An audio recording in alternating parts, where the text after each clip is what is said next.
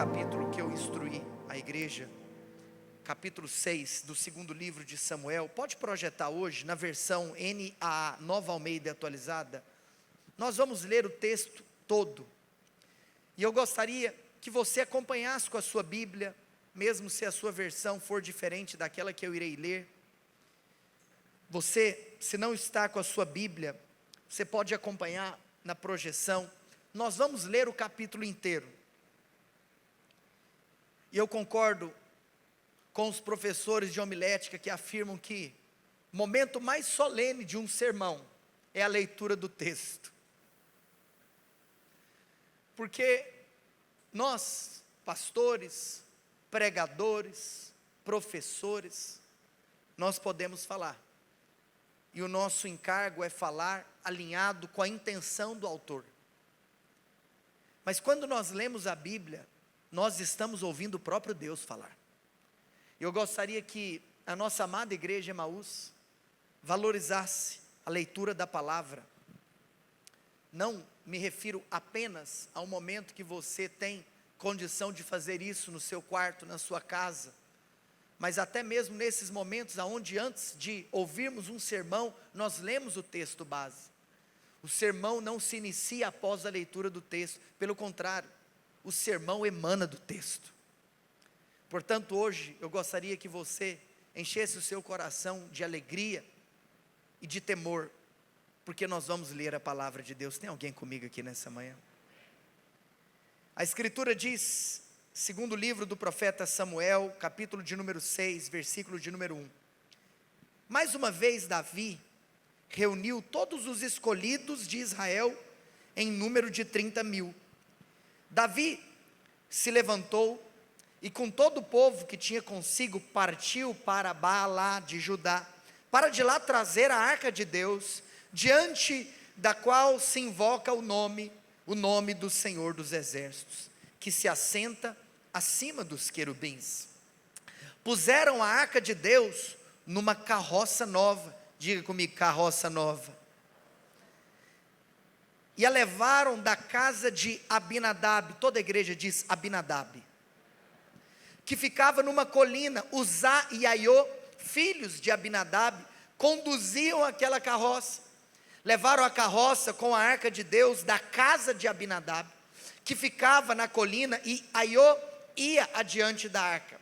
Davi e toda a casa de Israel se alegravam diante do Senhor, com todo tipo de instrumentos de madeira, de faia, com harpas, liras, tamborins, pandeiros e símbolos. Quando chegaram à eira de Nacon, Uzá estendeu a mão para segurar a arca de Deus, porque os bois tropeçaram. Então a ira do Senhor se acendeu contra Uzá, e Deus o feriu ali por esta irreverência. E Uzá morreu ali, ao lado da arca de Deus. Davi ficou irado, porque o Senhor havia irrompido contra Uzá, e chamou aquele lugar de Pérez Uzá, até o dia de hoje. Naquele dia Davi teve medo do Senhor e disse: como poderei levar comigo a arca do Senhor?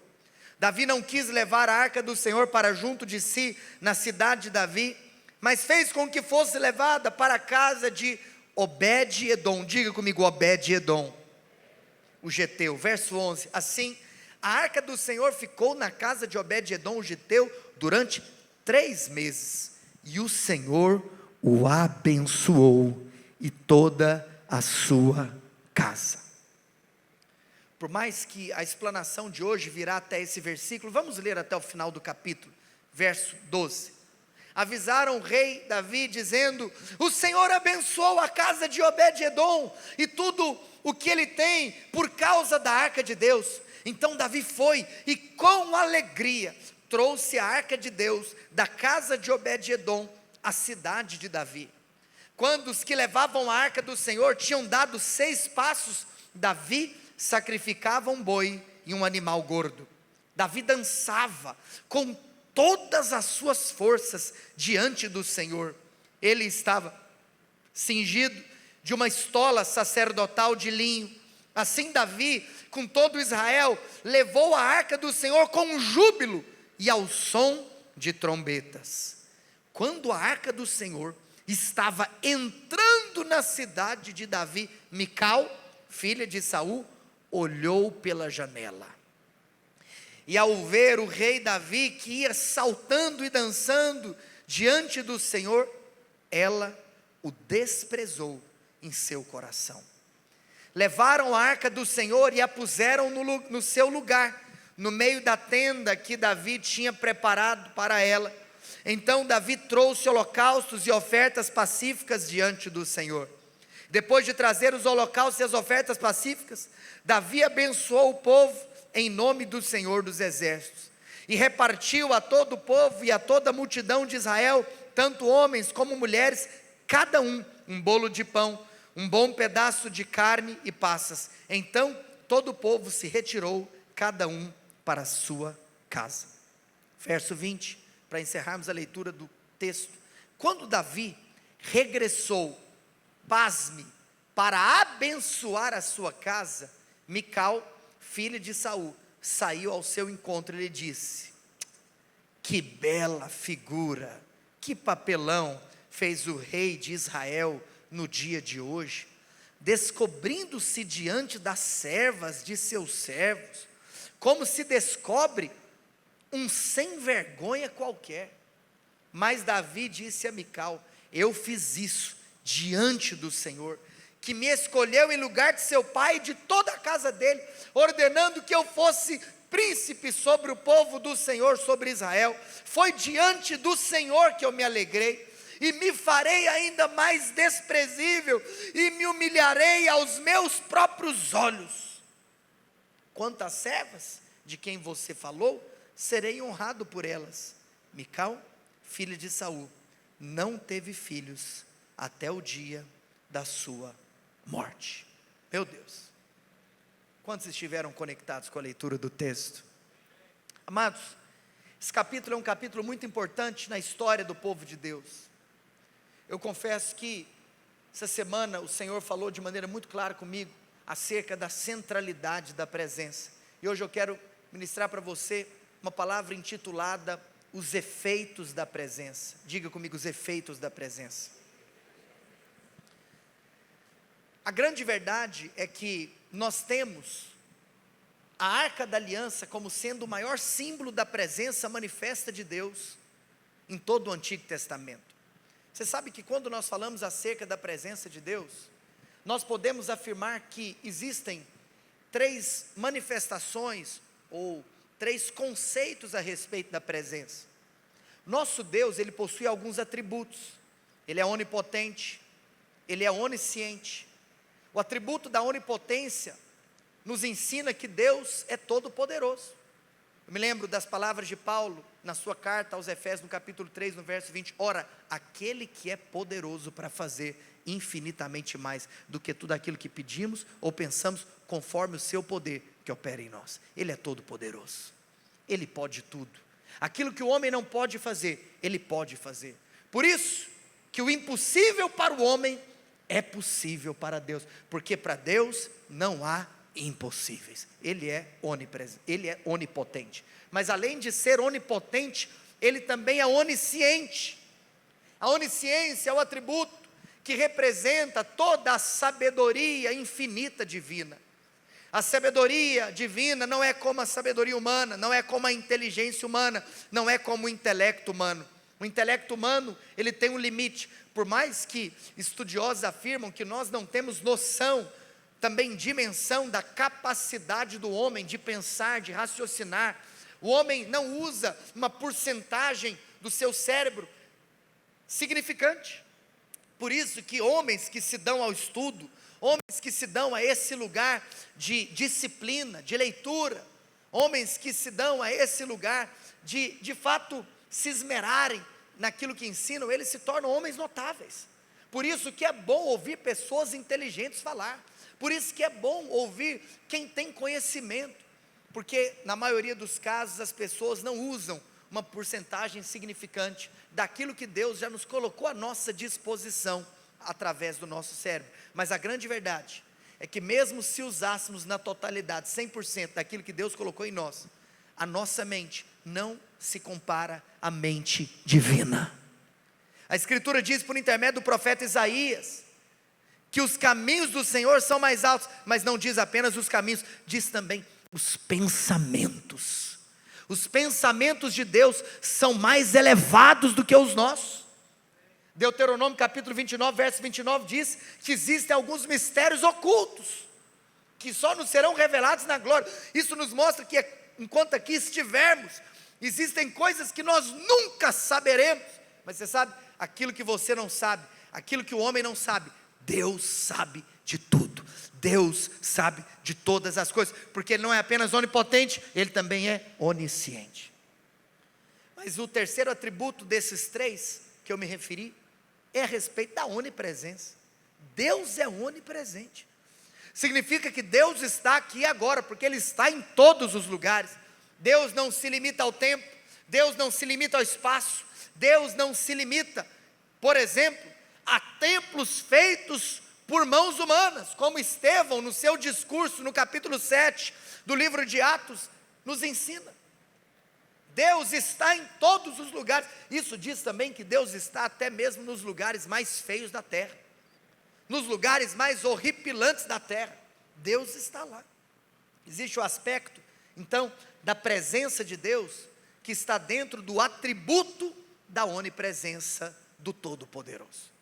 Mas nós sabemos também que existe aquela presença que nós reconhecemos como sendo a presença habitacional de Deus. O que significa presença habitacional de Deus? Significa que Deus decidiu morar dentro de todos aqueles que entregaram as suas vidas a Ele. A Escritura diz que assim como o Pai enviou o seu Filho Jesus à terra, como está descrito em João capítulo 1, em Filipenses capítulo 2, e esse é o maior mover da história da humanidade, a divindade que decidiu se tornar humanidade. Além disso, além do fato do Pai ter enviado o Filho, a Escritura diz que o Filho também, antes de subir, enviou o Espírito. O Pai enviou o Filho, mas o Filho enviou o Espírito. E Jesus disse, conversando com seus discípulos em João capítulo 14, quando nós já estamos ali em uma fase que estava preparando, Jesus já estava preparando o coração dos discípulos para a sua partida. No Evangelho de João, isso já começa mais ou menos no capítulo 12. A partir do capítulo 12 do Evangelho de João, Jesus já está incitando os discípulos acerca do seu propósito de morrer, ressuscitar e subir e ascender aos céus. Mas Jesus disse: eu não vos deixareis órfãos, enviareis o meu Espírito. Depois que Jesus ressuscita, no capítulo 20 do mesmo Evangelho de João, aquilo que Ele prometeu no capítulo 14, Ele cumpre no capítulo 20. A Escritura diz que o Cristo ressurreto soprou, e Ele disse: receba o Espírito Santo. Hoje, você sabe, João Batista foi considerado o maior de todos os profetas. Por quê? Jesus diz que ele foi o maior de todos aqueles que nasceram de mulher. Por isso, até mesmo todos aqueles que estudam, eles concordam que João Batista, ele tinha uma veia ministerial muito semelhante à veia de Elias. Elias foi o principal de todos os profetas do Antigo Testamento, e Elias carrega o símbolo da geração dos profetas no Antigo Testamento. Mas João Batista, que vem após Elias, que não é Elias, é uma outra pessoa, ele tem um privilégio que nenhum outro profeta teve. Os profetas messiânicos foram todos aqueles profetas que apontaram para a vinda de Cristo.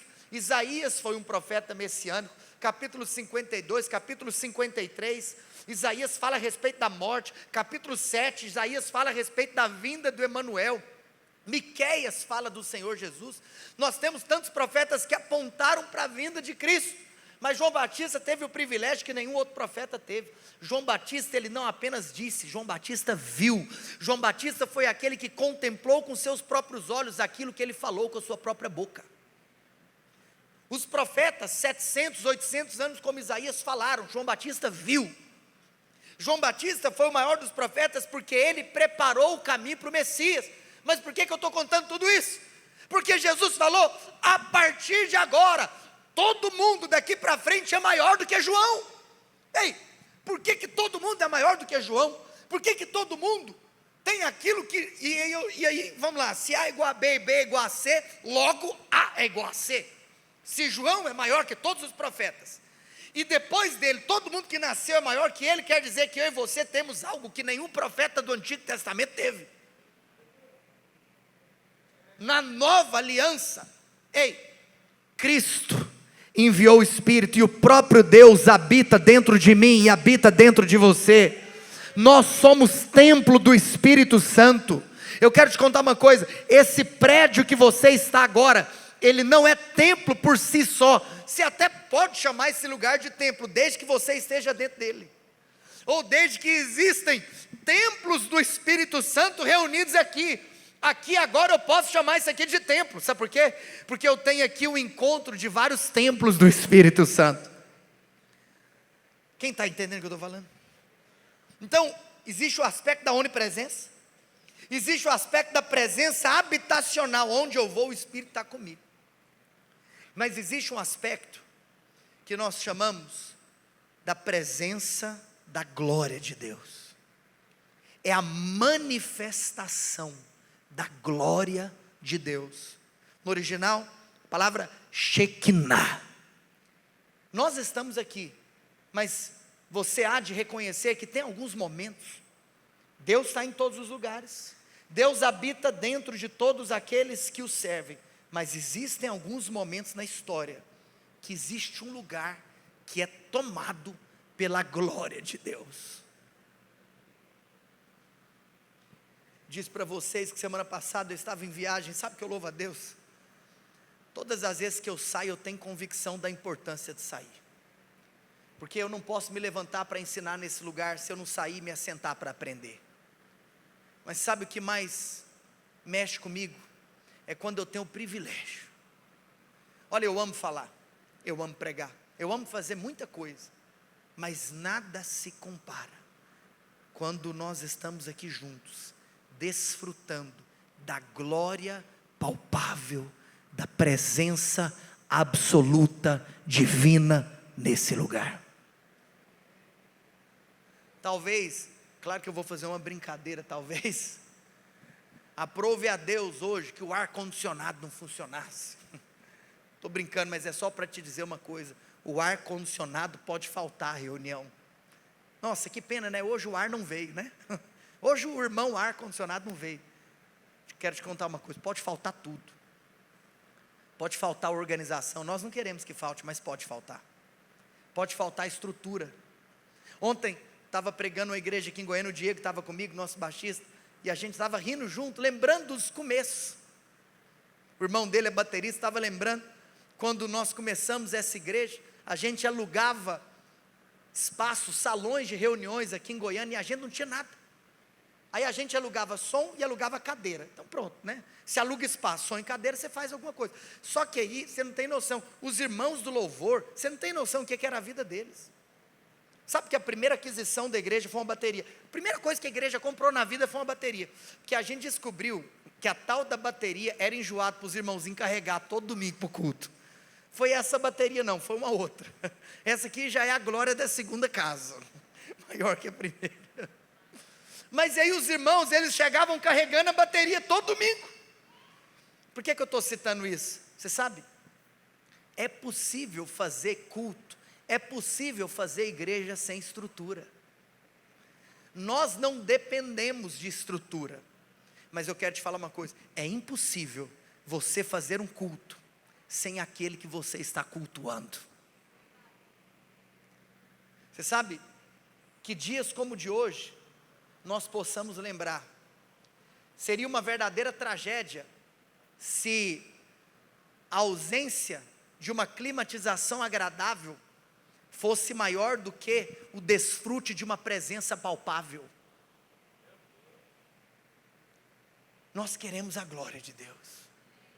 Semana passada eu estava lá e eu falei: Senhor, foi aqui que eu nasci, é aqui que eu quero crescer e é aqui que eu quero morrer. Sabe por quê? Porque depois que eu morrer, essa será a minha vida eternamente, desfrutar da tua presença. E eu estou te contando tudo isso, porque não apenas hoje, mas no domingo que vem eu quero continuar falando sobre esse tema. a presença de Deus. E eu li com vocês um texto que faz referência a um momento na história, onde nós temos o rei Davi, lembrando-se que a arca do Senhor, e eu te expliquei todos esses aspectos da presença, para te contar uma coisa, a arca da aliança, ela simbolizava a presença da glória, a arca da aliança simbolizava a presença Shekinah, a arca da aliança simbolizava então, esse maior feito e acontecimento que um homem pode viver na sua vida, que é estar na presença do rei. Você sabe, nós não fazemos teologia com experiências, nós fazemos teologia com a palavra. E uma coisa que você pode testemunhar para a sua vida, foram os momentos que você viveu na presença de Deus. Talvez, quando você busca na história da sua vida, você se lembra de momentos aonde você teve um encontro com Deus. A primeira coisa que você teve contato, talvez, não foi com o estudo teológico, mas foi com a presença de Deus. A presença de Deus agora te leva para a instrução bíblica, mas a instrução bíblica nunca pode te levar a um lugar de mornidão ou frieza espiritual. Pelo contrário, quando nós lemos a palavra de Deus, aí que o nosso coração se aquece ainda mais. Porque tudo que Deus faz, Ele faz por meio do Espírito e da palavra. Não é uma coisa ou outra, é sempre uma coisa e a outra. Eu louvo a Deus porque ao longo da nossa história, nós recebemos aqui alguns feedbacks. Algumas pessoas me procuraram e falaram assim: pastor, sabe por que eu decidi congregar nesse lugar? Porque quando eu vim visitar e eu me assentei aqui, eu percebi que essa igreja tem um compromisso com a fidelidade da palavra. Eu percebi que essa igreja tem um compromisso com a sã doutrina. Glória a Deus por isso. Essa é a vontade de Deus. E tudo aquilo que não estiver alinhado com a sã doutrina, que seja anátema, que seja amaldiçoado. E aquilo que o Senhor tem falado no meu coração, é que eu não quero que nós sejamos a igreja apenas de uma boa palavra, apenas de uma teologia correta, mas o nosso apreço pela palavra de Deus precisa inevitavelmente, invariavelmente, diretamente forjar homens e mulheres famintos pela glória de Deus, famintos pela presença de Deus, famintos pelo poder de Deus. Eu não sei você, mas depois que eu ouço uma boa palavra, me dá vontade de ficar jogado na presença. Amados, que se levantem aqui homens e mulheres como Davi. Aonde está a arca do Senhor? Nós somos uma igreja de 3 anos de idade, com muito amor e carinho.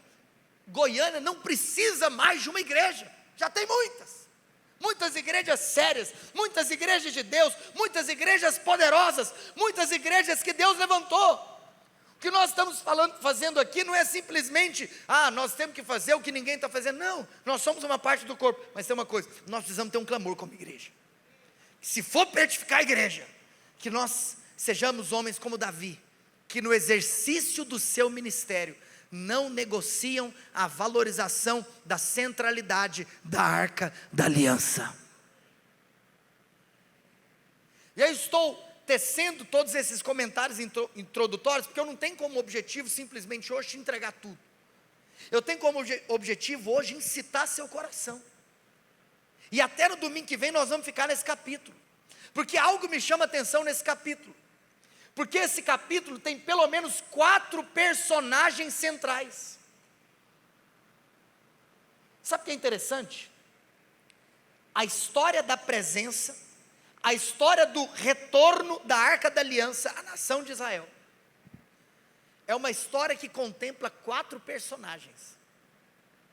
O primeiro personagem é Uzá. Uzá foi o homem que morreu nessa história. Você percebeu que nesse capítulo houve velório? Nesse capítulo um camarada morreu. Que loucura. Esse é o primeiro personagem, o homem que morreu, tocando na presença. Mas depois, em segundo lugar, Nós temos um outro cara, o cara que pegou a presença e levou para a casa dele, Obed-Edom. Ele foi um hospedeiro da presença. Estava me lembrando que quando nós inauguramos esse prédio, começamos a fazer culto aqui em fevereiro de 2022, mas em abril, quando a igreja Emaús fez 1 ano, nós fizemos um evento aqui, só tinha 2 meses que a gente estava reunido aqui, e nós fizemos um evento para inaugurar oficialmente esse prédio. Nós comemoramos 1 ano de igreja e inauguramos esse prédio. Tivemos aqui a presença de alguns pastores convidados, e veio um pastor de Brasília, pastor Gustavo Paiva, o Guga, e ele ministrou uma palavra aqui, na inauguração desse prédio, chamada Hospedeiros da Presença. Eu estava esses dias ouvindo ela de novo. Ela está no canal do YouTube da nossa igreja. Amados, esse é o nosso chamado. Sermos como Obed-Edom. Um toca na arca e morre. O outro leva a arca para sua casa e é poderosamente e ricamente abençoado. Depois, o capítulo termina com a ênfase em outros 2 personagens, Davi e Mical, ou Mical e Davi. Mical era esposa de Davi. Se Davi era rei, Mical era rainha. E Mical ficou escandalizada, porque quando ela viu, Davi estava dançando, feito um doido, na presença da arca. Mical ficou horrorizada, escandalizada, e ela zombou Davi. Davi, você está igual um sem vergonha. É isso que ela falou. É interessante, né? Porque normalmente aqueles que criticam a manifestação da glória são aqueles que, como Mical, estão só olhando pela janela. Mas esse é assunto da semana que vem. Sabe qual foi o fim de Mical? Esterilidade. Sabe por quê? Porque quem critica a manifestação da presença não gera fruto. Na hora do vamos ver, ninguém quer andar com Mical. Mas por outro lado você tem Davi, tão pecador como foi, para ser chamado no Novo Testamento, Atos capítulo 13, verso 22, o homem segundo o coração de Deus. E eu não estou falando que pecado não é coisa séria, pelo contrário. Inclusive, ele foi o homem segundo o coração de Deus, porque ele se arrependeu e mudou de vida. Ele se arrependeu. Você não é Davi se você vive uma vida libertina, mas adora. Não, você é Davi se você abandona o pecado e adora. Mas o fato de você ter caído não impede você de ser segundo o coração de Deus. Todos nós caímos. Mas nós precisamos ter seriedade na presença. Amados, hoje a mensagem que eu quero te entregar é que a presença é a mesma, mas os efeitos são distintos. Sabe o que é interessante? Às vezes o culto é o mesmo. Um sai criticando, o outro sai transformado. Como que pode uma coisa dessa? Como que pode? Às vezes o mesmo louvor, as mesmas músicas, a mesma palavra. Porque a grande verdade é como o sol. Eu não sei se você já viu, mas tem algo interessante. O sol está aí, seus raios solares, raiando para todos. Já viu essa expressão que o sol é o sol para todos? É o mesmo sol. Mas sabe o que acontece? O sol, quando ele bate na cera, ela derrete. Mas quando ele bate no barro, ele endurece. O mesmo sol. A cera derrete, o barro endurece. Sabe por quê? Porque não é a natureza do sol, é a natureza de quem está recebendo. Quero te contar uma coisa: Ele é o sol da justiça, e Ele está brilhando. Mas na presença do sol da justiça, existem aqueles que se derretem na presença, e existem aqueles que se endurecem na presença. Amados, nós como igreja, precisamos definir que tipo de cristão nós seremos, que tipo de igreja nós seremos, quais serão os efeitos da presença de Deus, quando esta se manifestar nessa casa. A igreja Emaús é como a cera ou é como o barro? Quando o sol brilha, nós nos derretemos ou nós nos endurecemos? A igreja Emaús é como Zá ou é como Obed-edom? A arca é a mesma, ou ela mata ou ela abençoa. A presença de Deus é a mesma. Sabe o que é interessante? Jesus, sabe o que ele é? A pedra. Nós sabemos que, por exemplo, quando ele estava dialogando com Mateus capítulo 16, com Pedro, perdão, em Mateus capítulo 16, ele disse: eu edificarei a minha igreja. A igreja é edificada sobre o quê? Sobre a rocha, sobre a pedra. Quem que é a pedra? A pedra não é Pedro. Alguns acham que a pedra é Pedro, está errado. Alguns acham que a pedra é a declaração de Pedro, está errado. A pedra é Cristo, Ele é a pedra angular. Por isso que ele pode afirmar: eu edificarei a minha igreja, eu sou a pedra, eu sustento. Jesus é o fundador da igreja, Jesus é o edificador da igreja, Jesus é o protetor da igreja, Jesus é o dono da igreja. Agora, quero te falar algo. Ele é a pedra. Para nós, ele é a pedra angular. Mas para outros, ele é a pedra de tropeço. Como? Está escrito, ele é pedra de tropeço. Amados, nós precisamos entender a seriedade que é nós temos luz e revelação disso. Eu vou compartilhar com você a respeito desses 4 personagens e das atitudes que cada um deles tiveram. Só para os irmãos terem uma noção, eu quero finalizar te trazendo um contexto de por que essa arca tinha saído da nação, do meio do povo, do meio da nação de Israel.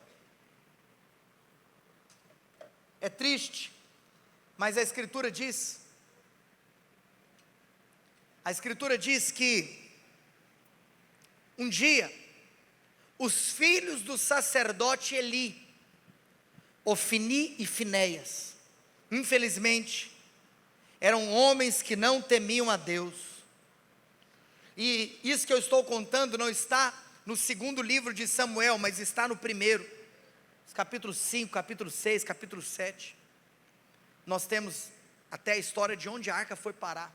Mas hoje eu quero que você se conecte comigo, porque eu estou preparando um terreno, eu estou trazendo um embasamento, até mesmo um contexto, para depois compartilhar princípios com você na semana que vem. Amados, o time de adoração pode subir. Olha aqui para mim. Um dia, Ofni e Finéias, que tinham título, mas não tinham realidade. Deus não está atrás de posição, Deus está atrás de coração. Quando nós nos achegarmos diante da presença do Rei, eu não sou o pastor Vinícius, você não é o doutor fulano de tal. Eu quero te contar que talvez nós precisamos tomar cuidado, que a sigla antes do nosso nome pode ser para nós a maior pedra de tropeço. O que para alguns é motivo de orgulho, talvez naquele grande dia pode ser o motivo do vexame. Porque quão vexatório será se o fulano de tal, se o famosão de tal, ouvir do Senhor naquele dia: eu não te conheço. Senhor, como não? Como não? Entra no meu canal do YouTube, entra na minha página de Instagram. Quantas conferências, quantas cruzadas, Senhor, em teu nome, expulsei demônios, curei enfermos. Eu não te conheço, eu não te conheço. Amados, que o Senhor nos livre disso. Sabe que eu sou, sabe que você é, sabe que nós somos filhos. todos iguais. Na nova aliança não pode existir clericalismo. E eu quero te contar uma coisa: a ausência de clericalismo não deve ser, por exemplo, a ausência de honra. Nós temos que honrar uns aos outros. Honra 360 graus. Um pai que honra um filho que honra o pai, um discípulo que honra o mestre que honra o discípulo. Nós temos que viver uma cultura, um ambiente de honra. Porque tem gente também que sai do extremo e vai para o outro. Acha que o fato de não ser clerical não é honrar. O apóstolo Paulo fala: honre aqueles, quando ele escreve aos Tessalonicenses, honre aqueles que te liderem, está escrito. Mas volta, qual é o ponto aqui? Ofni e Finéias tinham um título: somos os filhos de Eli, somos os filhos do sacerdote, fazemos parte da linhagem sacerdotal, só não tinha coração espiritual. Aí sabe o que eles fizeram? Eles estavam no meio da batalha contra os filisteus.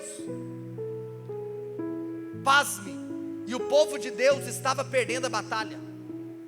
E aí, desesperados, porque estavam perdendo a guerra, eles tiveram uma ideia, uma péssima ideia. Nós nos esquecemos de uma coisa: nos esquecemos da presença. Talvez você pode falar assim: uai pastor, mas não é bom se lembrar da presença? É claro que é bom, mas eu quero te perguntar: você lembra da presença para quê? Quando nós nos lembramos da importância da presença, você sabe, Ofni e Finéias se lembraram da presença não por causa de Deus, mas por causa daquilo que eles poderiam desfrutar através de Deus. Eu quero te contar uma coisa: Deus não pode ser para você um Papai Noel. Deus tem que ser o seu Papai do céu. Nós não podemos ter um relacionamento interesseiro. É óbvio, amados, que o homem nada tem se do alto não lhe for dado. João capítulo 3, verso 27. É óbvio que toda boa dádiva vem de Deus. É óbvio que eu tenho que apresentar ao Senhor um coração e uma oração, Filipenses capítulo 4, cheia de súplicas, petições e ações de graça. Mas isso não significa que eu sou um filho interesseiro, que tudo que eu quero é só o que Deus pode me dar. Não. Deus tem para você um chamado para que você tenha prazer nele, um chamado para que você tenha alegria na presença dele. E aí você sabe o que aconteceu? Ofni e Finéias pediram para levar a arca para a batalha contra os filisteus. Não é porque eles estavam preocupados com a presença de Deus, é porque eles estavam preocupados com seus respectivos resultados. Tem tanta gente que, entre aspas, tem uma busca fake, tem uma busca falsa. Eles não estão atrás de Deus, eles estão atrás de não passarem vergonha. Chama Deus para me ajudar. Por quê? É porque eu não quero ser envergonhado. Você tem que chamar Deus por arrependimento e falar assim: o que eu fiz da minha vida? Onde que eu estava que eu não estava na presença dele? E aí sabe o que aconteceu? A arca foi para a guerra, e sabe o que adiantou? Nada. Eles perderam a batalha. E eu vou te contar uma coisa: os filisteus levaram a arca embora. Eu li para você o capítulo da arca voltar, mas eu só estou trazendo essas considerações para te contar que só tem que voltar uma coisa que um dia foi embora. Quem está comigo? Que Deus nos livre, que nós não percamos. Sabe por que Ofni e Finéias perderam a arca? Porque eles quiseram fazer da arca de Deus um amuleto de sorte. Deus é a nossa sorte, sim, mas eu não posso tratá-lo como um amuleto. Eu não posso tratá-lo como um instrumento, como um meio para que eu atinja um outro fim que não seja ele mesmo. Sabe por quê? Porque a vida eterna é essa, que se conheça a ti. Em outras palavras, Quem que é o povo que vai morar no céu? É o povo que vai passar a eternidade buscando conhecer a Ele. Eu não conheço a Ele pensando em outra coisa. Não, eu quero Ele. Todas as vezes que você busca apenas aquilo que Deus faz, você acaba perdendo quem Ele é. A arca foi embora quando eles quiseram usar a arca como amuleto.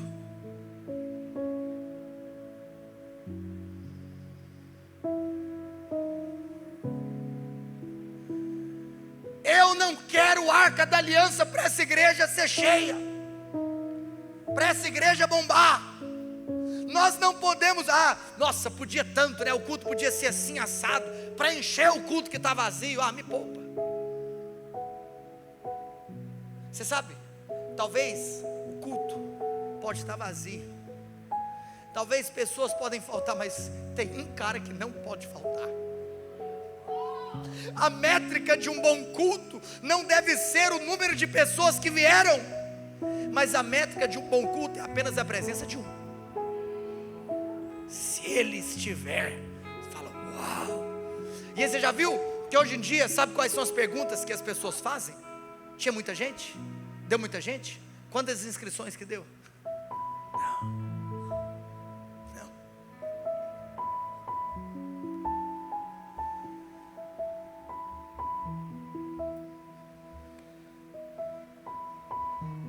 A arca foi embora? Mas aconteceu que um dia a arca foi colocada na cidade dos filisteus, dentro de um templo que adorava um deus dos filisteus. O nome desse deus era Dagon. Sabe o que aconteceu? Quando colocaram a arca na presença da estátua de Dagon, quando eles voltaram lá no outro dia, a estátua de Dagon estava no chão. Os filisteus levaram um susto. Que é isso? Mas a primeira coisa que eles fizeram, colocaram a estátua de Dagon de pé de novo. Voltaram no outro dia, a estátua de Dagon estava no chão de novo. Mas não estava só no chão dessa vez não, estava toda quebrada e despedaçada. Sabe por quê? Porque na presença de Deus toda a força do inimigo é quebrada, é derrubada, é estilhaçada. Na presença de Deus. Quero profetizar que nesse lugar de presença os enfermos vão ser curados. Nesse lugar de presença vai haver libertação. Nesse lugar de presença você vai ser livre do pecado que te atormenta. Nesse lugar de presença, a sua empresa vai ser abençoada, seu casamento vai ser abençoado, a sua casa vai ser abençoada, porque no lugar da presença, todo levanto do inimigo tem que cair.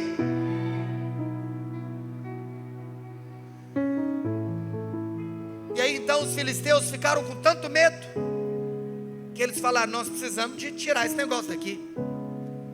Você sabe que aconteceu ainda uma coisa pior. Depois de Dagon ter caído, depois da estátua de Dagon ter sido quebrada, a escritura diz que ainda houve uma praga. Os estudiosos acreditam inclusive que foi uma praga de hemorroida na cidade dos filisteus. Aí os filisteus falaram, não, nós não podemos continuar com esse negócio aqui, vamos embora. Aí alguns ainda questionaram, mas será que esse negócio é o Deus mesmo de Israel? Aí alguém falou assim, tive uma ideia, vamos fazer o seguinte, pega um carro de boi e vamos colocar essa arca em cima dessa carroça, em cima desse carro de boi. Mas nós vamos colocar 2 vacas para guiar esse carro, essa carroça. Mas nós vamos colocar 2 vacas que acabaram de ter cria, bezerrinho. Não sei se você sabe, uma vaca, ela não se desgruda dos seus filhotes, sim ou não? Nisso, o que eles pensaram? Quando nós soltarmos esse carro com essas 2 vacas, se tudo estiver normal, obviamente elas vão voltar para onde os bezerros delas estão. Agora, se elas caminhar sentido Israel, é porque a gente tem certeza que só pode ser uma força sobrenatural. E aquelas vacas não voltaram para os seus bezerros. aquelas vacas não voltaram para suas crias. Elas miraculosamente, sobrenaturalmente, espiritualmente, caminharam para a cidade de Sião, caminharam para Israel, e a arca voltou. Quando a arca volta, Davi então pensa: já sei, eu vou trazer. Mas a grande questão, e eu encerro falando isso, porque vou encerrar aqui todo o panorama para o entendimento do estudo dos 4 personagens semana que vem. Quando a arca tinha chegado, e essa história agora não está em 2 Samuel 6, mas está em 1 Samuel 7. A Escritura diz que quando a arca volta para Israel, eles colocaram essa arca primeiro em uma cidade chamada Kiriat Jeraim. 1 Samuel 7:1, Kiriat Jeraim. Depois, a arca sai de Kiriat Jeraim e vai para a casa de Abinadab. Só que a arca ficou esquecida na casa de Abinadab por 20 anos. Foi aí que Davi então, ele lembra da arca, e ele decide então no começo do seu reinado trazer a arca de volta. Quando Davi quis trazer a arca de volta, a arca não estava mais na cidade dos filisteus, a arca já estava em Israel. Depois de Kiriat Jeraim, casa de Abinadab. A arca ficou na casa de Abinadab 20 anos. Sabe o que aconteceu com a casa de Abinadab por 20 anos? Nada. A mesma arca que com 3 meses transformou a casa de Obed-Edom. Flávio Josefo, o maior historiador dos hebreus, diz que por gerações Obed-Edom foi abençoado. Os filhos e os filhos dos seus filhos. Por 3 meses que ele hospedou a arca. Mas Abinadab ficou com a arca 20 anos e não aconteceu nada. Davi então fala: vamos trazer a arca. O que Davi faz? Ele manda carros de boi, carroças, para tirar a arca da casa de Abinadab e levá-la para Jerusalém. Mas no meio do caminho, a carroça, os bois tropeçam. Por que os bois tropeçaram? Porque era da vontade de Deus. Porque Deus não permitiu que a arca voltasse em cima de carro de boi. Sabe por quê? Porque carro de boi não é vontade de Deus. Carro de boi é estratégia filisteia. Uzá tentou segurar, morreu. Pasme, sabe quem que era Uzá? Filho de Abinadab. Uzá era aquele que viu a arca, que cresceu vendo a arca. Ele achou que ele podia segurar a arca com a mão dele, que afinal de contas na cabeça dele a arca era só um móvel, igual a geladeira e a mesa. Mas eu trouxe todo o contexto para te falar que uns são abençoados, outros não desfrutam de nada. Na semana que vem quero conversar com você sobre Uzá, sobre Obed-Edom, sobre Mical e sobre Davi. A presença é a mesma, mas os efeitos são diferentes. Que se levante uma geração que ama a presença de Deus. Que se levante uma geração que tem temor e zelo pela glória de Deus. Fique em pé onde você está. Erga suas mãos aos céus.